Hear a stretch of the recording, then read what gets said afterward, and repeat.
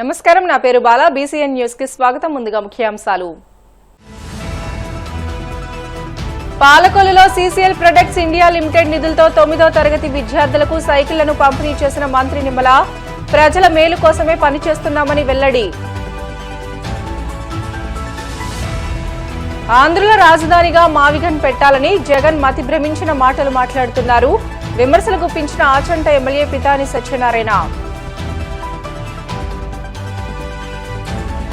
కూటమి పాలనలో మహిళలకు, చిన్నారులకు ఇంటా బయట ఎక్కడా రక్షణ లేకుండా పోయింది. మాజీ హోంమంత్రి తానేటి వనిత ధ్వజం.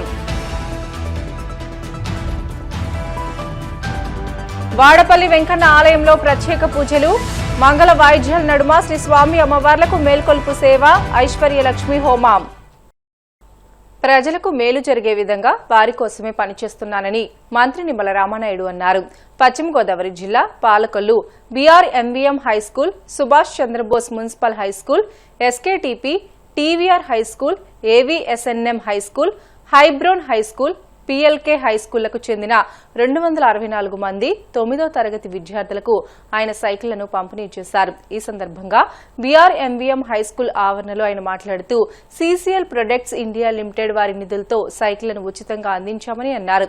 అనంతరం సీసీఎల్ ప్రొడక్ట్స్ చైర్మన్ చల్లా రాజేంద్ర ప్రసాద్ ని సత్కరించారు. సంస్థ సేవా కార్యక్రమాల్లో భాగంగా కేటాయించిన 25 లక్షలతో 526 సైకిళ్లను అందిస్తుందని, ప్రస్తుతం అందించినవి కాకుండా మిగిలినవి త్వరలో అందజేస్తామని అన్నారు.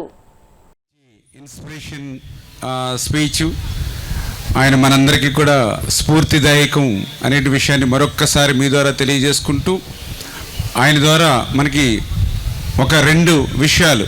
ఒకటి, చదువు అనేది జీవితాన్ని మార్చగలిగేటువంటి శక్తి ఉందని ఏదైతే ఆయన చెప్పిన విషయాన్ని, వాస్తవం. ఒక పాలు అమ్ముకునేటువంటి బిడ్డ ఒక ఐఏఎస్ కలెక్టర్ అవ్వాలన్నా, ఒక 4 ఇళ్లలో పనిచేసేటువంటి ఆమె కూతురు ఒక మంచి సాఫ్ట్వేర్ ఇంజనీర్ కావాలన్నా అది దేనివల్ల సాధ్యమవుతుంది? ఒక్క చదువు వల్ల మాత్రమే సాధ్యమవుతుంది. అంచేత ఆ చదువుకి ఎప్పుడు కూడా మనం ప్రాధాన్యతనివ్వాలి. అది మీరు నెంబర్ 1 గుర్తుపెట్టుకోవాలి. ఇంకోటి కూడా గుర్తుపెట్టుకోవాలి, నెంబర్ 2, మంచి ప్రభుత్వం 10 కాలాల పాటు స్థిరంగా కూడా ఉండాలి. ఉంటేనే మళ్ళీ మనం చదివినటువంటి చదువుకి మంచి విద్య, ఉద్యోగ, ఉపాధి అవకాశాలు వస్తాయి. ఎందుకు ఈ మాట చెప్తూ ఉన్నానని అంటే, మీ అందరికీ తెలుసు 2014లో రాష్ట్ర విభజన జరిగింది. ఆ రోజు కూడా మనం సమైక్యాంధ్ర ఉద్యమం కోసం పెద్ద ఎత్తున పోరాడాం. రాష్ట్రం విడిపోతే జీతాలు రావు, పెన్షన్లు రావు, రాష్ట్రంలో ఏ అభివృద్ధి ఉండదని సమైక్యాంధ్ర ఉద్యమం కోసం పోరాడాం. కానీ దురదృష్టం, రాష్ట్ర విభజన జరిగింది. హైదరాబాద్ను కూడా కోల్పోయాం. హైదరాబాద్ను కోల్పోవడం అంటే మాటలు కాదు. ఎందుకంటే ఈవేళ తెలంగాణ మిగులు బడ్జెట్గా ఉంది అని అంటే 62% ఆదాయం తెలంగాణకి ఒక్క హైదరాబాద్ నుంచి వస్తూ ఉంది. అటువంటి హైదరాబాద్ని మిస్ అయ్యాం. కానీ 14లో రాష్ట్ర విభజన జరిగిన తర్వాత 14, 19, 5 సంవత్సరాల్లో 16,000 కోట్ల లోటు అప్పు బడ్జెట్ ఈ రాష్ట్రానికి ఇచ్చినప్పటికీ కూడా చంద్రబాబు నాయుడు గారు తన యొక్క పరిపాలన దక్షతతో ఎక్కడ కూడా లోటు అనేది కనపడకుండా 5 సంవత్సరాల్లో ఆయన పరిపాలన చేసి ప్రతి శాఖలోనూ ప్రక్షాళన చేసి మార్పులు తీసుకొచ్చి, అందుకు ఉదాహరణే కరెంటు. మీ అందరికీ తెలుసు, 14కు ముందు వాచ్ అవసరాల కరెంటు పోతే ఉదయం 5 అయింది, 11 గంటలకు ఇస్తే ఓకే 11 అయింది. ఎందుకంటే 5ంటికి ఉదయం కరెంటు తీసి 11 గంటలకు ఇచ్చేవాడు. కానీ 14, 19లో చంద్రబాబు నాయుడు గారు వచ్చి మళ్ళీ మిగులు కరెంటుని ఇచ్చాడు 2019 సమయానికి ఆంధ్రప్రదేశ్ రాష్ట్రానికి. అంటే ఉదాహరణ చెప్తూ ఉన్నా. మరి ఇట్లా ప్రతి శాఖగా ఇచ్చారు. కానీ మీరందరూ చూసారు 19లో రాష్ట్ర మళ్ళీ మార్పు వచ్చింది. మనం వేసేటువంటి ఓటు అభివృద్ధి వైపు వెళ్ళాలి, మనం వేసేటువంటి ఓటు విధ్వంసం వైపు వెళ్ళకూడదు. 19లో అదే జరిగింది. అంటే మన పాలకులలో తప్పు చేయలేదు, కానీ రాష్ట్రంలో తప్పు చేశారు. దాంతో ఏమైంది? 19, 24 5 సంవత్సరాలు 5 సంవత్సరాల పరిపాలన ఈ ఆంధ్రప్రదేశ్ రాష్ట్రాన్ని మళ్ళీ 20-30 సంవత్సరాలు వెనక్కి తీసుకుపోయింది. నేను అందుకే చెప్తున్నా, మీకు ఆడే ఓపుకున్నా మాకు ఆడే ఓపుకు లేదు. ఎందుకంటే మేము కష్టపడి మిమ్మల్ని పైకి తీసుకురావడం, మళ్ళీ మీరు కింద పడిపోవడం ఏదో మాకు డ్యూటీ కింద ఉంది. చంద్రబాబు నాయుడు గారు డ్యూటీ కింద ఆయన అభివృద్ధి చేయడం, వాడు ధ్వంసం చేయడం ఎవడొకళ్ళు వచ్చి. అంచేత దయ ఉంచి నేను కోరుకునేది ఏంటంటే, ఈవేళ ఇంత కష్టకాలంలో కూడా ఈ రకమైనటువంటి సంక్షేమం, ఈ రకమైన అభివృద్ధి జరుగుతుంది అని అంటే రాష్ట్రంలో మనుగడ కోల్పోయిన జగన్మోహన్ రెడ్డి ఆంధ్రుల రాజధానిగా మావిగన్ పెట్టాలని మతి భ్రమించిన మాటలు మాట్లాడుతున్నారని ఆచంట ఎమ్మెల్యే పితాని సత్యనారాయణ విమర్శించారు. పశ్చిమ గోదావరి జిల్లా పెనుమంట్ర మండలం వెలగలేరు నుండి వాసవి పెనుగొండ వరకు మోటార్ సైకిల్ ర్యాలీ నిర్వహించారు. ఆంధ్రుల ఏకైక రాజధాని అమరావతి అంటూ నినాదాలు చేస్తూ కూటమి నాయకులు హోరెత్తించారు. రాజధానిపై వైసీపీ అసత్య ప్రచారం మానుకోవాలని అన్నారు. 12 సంవత్సరాలు అయితే మరొకసారి అమరావతి రాజధానిగా తీర్మానం చేయవలసిన గతి ఈ రాష్ట్రంలో ఆంధ్రప్రదేశ్ రావడం సిగ్గుచేటని భావిస్తూ ఉన్నాం. అయినప్పుడు కూడా జగన్మోహన్ రెడ్డి లాంటి ముఖ్యమంత్రి ఈ రాష్ట్రంలో మరొకసారి వచ్చినా, అటువంటి నాయకుడు ఇంకొకడు వచ్చినా అమరావతిని ఆడుకోకూడదు, ఆంధ్రప్రదేశ్ రాజధాని స్థిరమైన రాజధాని ఉండాలి అనే ఆలోచనతో అమరావతిని రాజధానిగా ఒకనాడు చేసిన చట్టసభలో మరొకసారి తీర్మానం చేసి కేంద్ర ప్రభుత్వానికి ఉభయ సభలో తీర్మానం చేయండి. ఇది ఎవరొచ్చినా ఇటువంటి ఆంధ్రుల మీద ఆడుకోవడం, రాజకీయాలతో ఆడుకోవడం రాజధానిని అది దుర్మార్గమని ఆలోచన చేసి కేంద్రాన్ని పంపిస్తే ఉభయ సభలు లోకసభ రాజ్యసభతో ఏకావతి రాజధానిగా చేసిన సందర్భంగా ఎన్డీఏ కూటమైన ప్రధాని మోడీ గారి వివిధ రాజకీయ పార్టీలకి హృదయపూర్వకంగా తెలుగు ప్రజల తరఫున, తెలుగు ఆంధ్ర ప్రజల తరఫున, ఉభయ తెలుగు ప్రజల తరఫున కూడా ప్రత్యేకమైన అభినందనలు, ధన్యవాదాలు అర్పించుకుంటా ఉన్నాం. రెండోది, మావిగాన్ అనే మాట కొత్త మొన్నటిదాకా 3 ముక్కలు, ఒకటి అమరావతి, ఒకటి విశాఖ, ఒకటి కర్నూలు అని చెప్పిన ఈ మతి మారిన పిచ్చెక్కి మావిగాన్ అనే మాట కొత్త మాయని సృష్టిస్తూ ప్రజల్లో అయోమయం, అమరావతిని అయోమయం చేయాలని మరొకసారి ప్రయత్నం చేస్తూ తీవ్రంగా ఖండిస్తున్నాం. జగన్మోహన్ రెడ్డి, మీ రాజకీయ పార్టీలు, మీ సభ్యులు కూడా మాడుతూ ఉన్నారు అవినీతి 1,00,000 కోట్లు జరిగిందని. ఎక్కడ చూపించు, ఎక్కడన్నా ఉంటే చూపించు. మీ దగ్గర డైరెక్ట్గా అవినీతి జరిగిందని కేసులు పెడుతుంటే బొయ్యో అంటున్నావే, తెలీదా? సారా ఓపెన్గా cash and carry, no credit card, no bill, no online, ఆఖరి బిల్లు కూడా లేని చేస్తే ఆ రోజు చెప్పాము మేము, నువ్వు తప్పు చేస్తున్నావు, ఇది ప్రభుత్వ సారా దుకాణాలు, ఇటువంటి దుకాణాల్లో క్యాష్ అండ్ క్యారీ కుదరదు, బిల్లు ఇవ్వండి, క్రెడిట్ కార్డు యాక్సెప్ట్ చేయండి అని చెప్పాము. ఆ రోజు చెప్పారు అవినీతికి రాజు జగన్మోహన్ రెడ్డి రాజని. ఈరోజు చెప్తా ఉన్నాం మరొకసారి, మావిగాన్ని కొత్త బొటకు చూపించుకో, అనేక అక్రమాలు ఇవేళ మంత్రులు మాట్లాడుతున్నారు.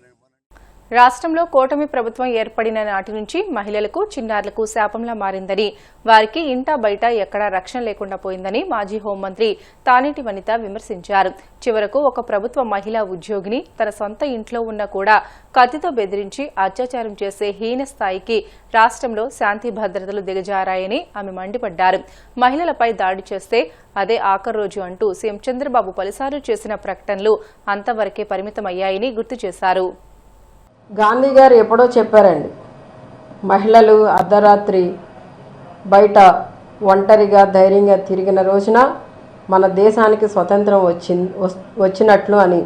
అర్ధరాత్రి అవసరం లేదండి, రోడ్డు మీద అవసరం లేదు. ఈ కూటమి ప్రభుత్వం అధికారంలోకి వచ్చిన తర్వాత మహిళలకు కానీ, యువతులకు కానీ, చిన్నారులకు కానీ ఎక్కడా రక్షణ లేకుండా పోయింది. ముఖ్యంగా ఈ సంఘటన చూసినట్లయితే ఇంటిలో ఉన్న మహిళని, ఆమెకు ప్రభుత్వ ఉద్యోగి, ఒంటరి మహిళ, తలుపు తట్టి మరీ వెళ్ళి ఆమె మీద అఘాయిత్యం చేశారు అంటే ఈ రోజున ఈ ఆంధ్ర రాష్ట్రంలో నేర ప్రవృత్తి ఎంతగా పేటరేగిపోతున్నది అన్నది మనందరికీ అర్థమవుతుంది. ఈ రోజున ఈ నేరాలకి కారణం ఏంటి? ఆమె ఎంతో ప్రాధాయపడిందంట, నన్ను ఏమీ చేయొద్దు, నన్ను ఇబ్బంది పెట్టొద్దు, నేను దీర్ఘకాలిక వ్యాధులతో బాధపడుతున్నానని ఆమె కాళ్ళ వేళ్ళ పడినా కూడా వినిపించుకోని పరిస్థితి. అంటే అతను మద్యం మత్తులో, గాంజా మత్తులో ఉన్నాడని ఈ మధ్యనే పోలీసులు నివేదికలో ఉండొచ్చు అనే అనుమానాన్ని వ్యక్తం చేస్తూ మాట్లాడుతున్నారు. కానీ అది అనుమానం కాదండి.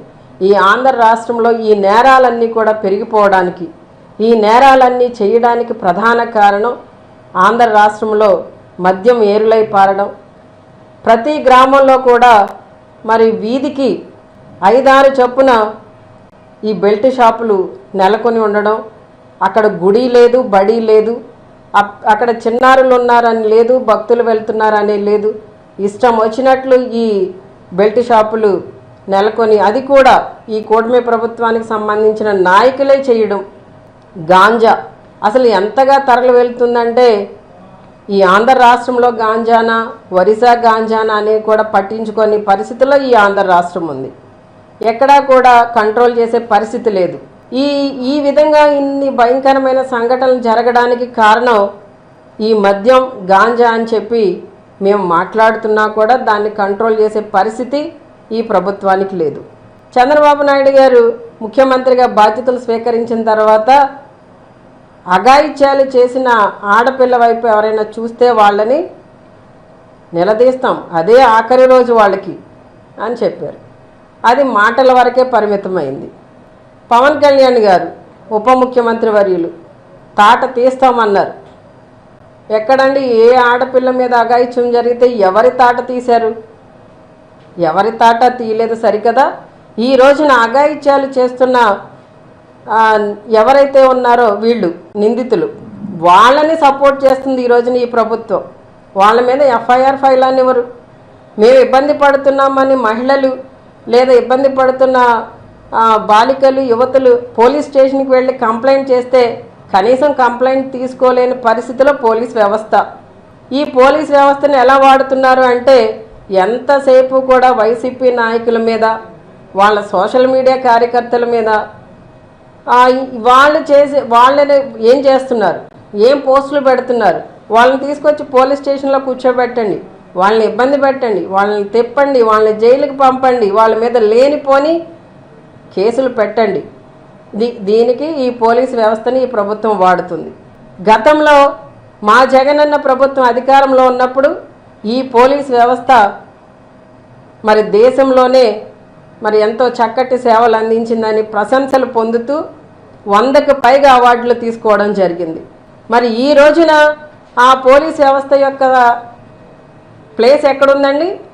36కి పడిపోయింది. 36 కంటే చివరి స్థానంలో ఈ రోజున ఈ కూటమి ప్రభుత్వం అధికారంలోకి వచ్చిన తర్వాత పోలీస్ శాఖ యొక్క పనితీరును బట్టి కేంద్ర ప్రభుత్వం వారికి ఇచ్చిన ర్యాంకింగ్ అండి.